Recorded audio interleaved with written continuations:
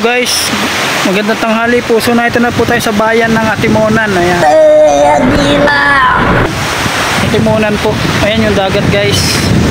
So ipapakita ko sa inyo guys yung dagat. Ayan. Stop! Ayan. Dito po tayo sa Atimonan. Tatawid po tayo ng dagat guys.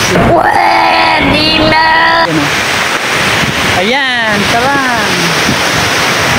Ayan, bali po yun ang Alabat, Quezon. Ayan, yung isla na yan. So doon po tinatayo yung malaking tulay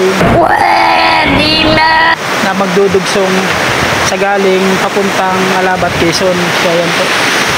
So bali dyan po tayo sasakay sa Roro. Ayan, dyan po tayo sasakay sa Roro.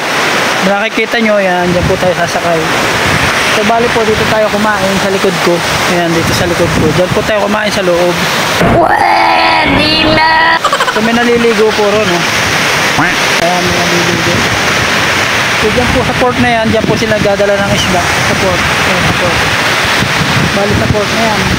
So medyo malakas yung alon, sarap maligo guys. So ayan, may naliligo yun. Ayan, sarap ng paliligo nyo. So yun, pupunta tayo guys sa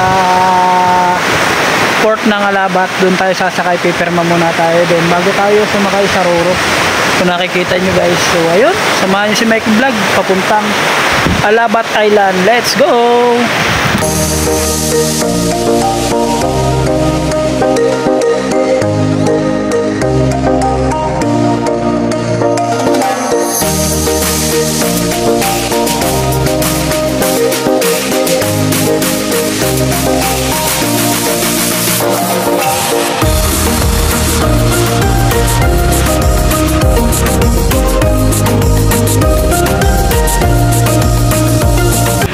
So yun guys, nakasakay na tayo sa Roro. So may mga sakay sa uli yan. So yun, papunta na tayo ng Alabat. So samahan niyo si Michael Vlog mo. Ayan, let's go!